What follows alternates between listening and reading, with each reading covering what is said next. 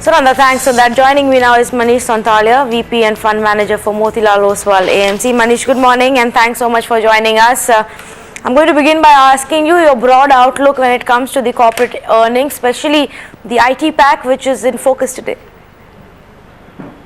I think the earnings season has begun very well. In fact, when you look at HCL Tech's number, I think Infosys' number was somewhat muted. And today we have TCS declaring numbers as well. But I think the tech sector is firing on all guns, and it's expected to continue. So the result season has begun quite well. I think the overall result season for this quarter will be better than the second quarter numbers.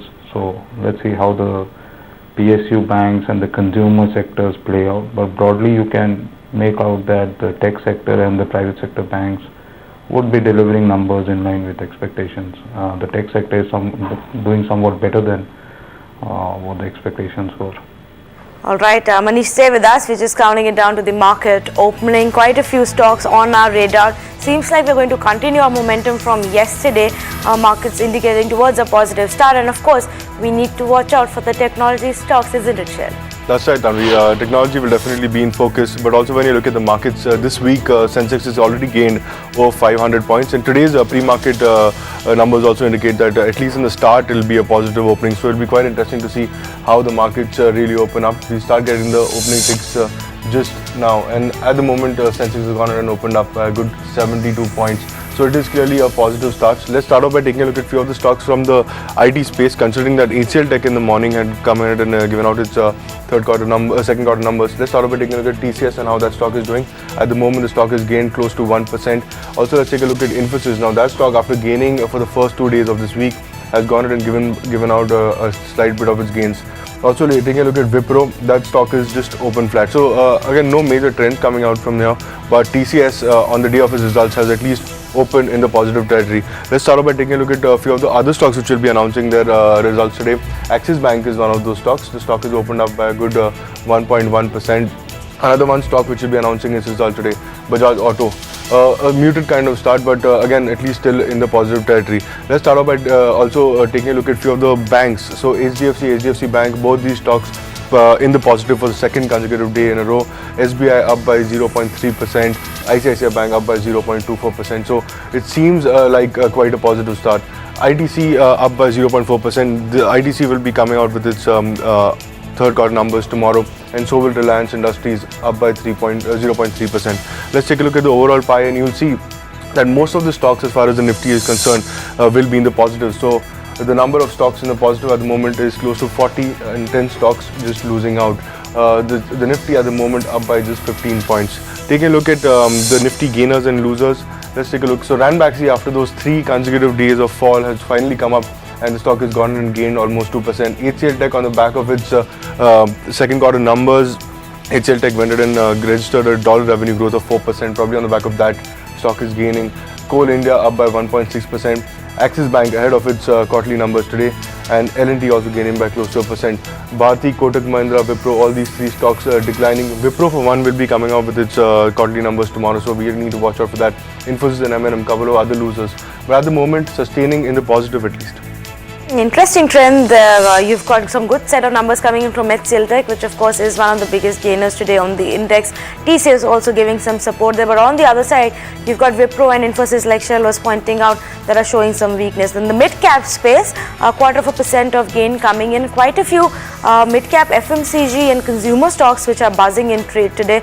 So you've got Shoppers Stop, which is up by over 1% in trade. Britannia Industries is showing us a gain of 1.25%. You've got Jyoti Labs, one of the stocks that's been on the radar of several analysts now, showing us a good gain of almost 1% coming in. Berger Paints, another stock. So across the consumer band, at least in the mid-cap space, we are seeing some activity happening. Of course, ITC is also in the large cap space, something that we will be watching out for. That stock comes with its numbers out tomorrow. Well, we are in conversation with Manish Sontalia from Motilal Oswal AMC. Manish, then let's talk about some of the other sectors in the spotlight. What is your outlook when it comes to auto? It has to be a two-phase strategy for four-wheelers and two-wheelers, or are you looking at domestic and export-oriented companies separately? I think one has to look at it very holistically as to what has happened in the December quarter as far as the volume numbers are concerned. So clearly the two-wheeler space is showing muted volume, but even then, they are showing volume growth. Same goes with passenger cars. I think it's more on the export story that one would bet on at this given point in time. So something like a Bajaj Auto, even though numbers are not expected to be quite good, I think on a YY basis, a 10% profit growth and a 20% EBITDA growth is decent enough in the current environment. So there's scope for Bajaj Auto to move up. I think within the four-wheeler space, Maruti clearly because of increased localization as well as decent export growth as well as a decent overall numbers in the domestic market, plus the yen depreciation should help them. So Maruti continues to remain a top pick, and within the MHCV and the two-wheeler play, I think Eicher should continue to outperform the overall auto pack as a whole. Within the autocom space, Excite came out with bad set of numbers, but I think the overall autocom space should do quite well. Bosch as well as some of the tire companies are expected to do quite good as far as overall numbers are concerned. Okay, outside of also the earnings expectations, I wanted to get your thoughts on the telecom sector, Manish. Suddenly there's a lot of activity expected there. Yesterday we saw 8 of the biggest names in the sector, and they've all filed their applications, at least intent of participating in the auctions, which start in just a few weeks from now. There's a lot of fundraising which is happening. Are you seeing a renewed interest in this sector? Because today the stocks seem to be down, maybe on the fact that Reliance Jio is going to be participating, and there's going to be a lot of outflow from all of these companies in terms of the cash that they'll have to shell out for the additional spectrum that they buy. All of those factors kept in mind, what's your outlook for telecom? The business should do quite well. Obviously, if you pay a higher spectrum fees because of competitive intensity increasing due to entrance of Reliance Jio, the NPV to that extent in the present value of the spectrum outflows that you're going to see will impact the overall SOTP valuations of the telecom companies. But there is absolutely no doubt that the voice telephony as well as the data telephony operational results are going to be much better than what the street seems to be figuring out, in terms of overall minutes of usage or the revenue per minute. Both these factors, both on the voice telephony as well as the data side. So I think this sector will continue to remain an overweight stance, should see an overweight stance in the market, and we are positioned on an overweight stance on this sector per se.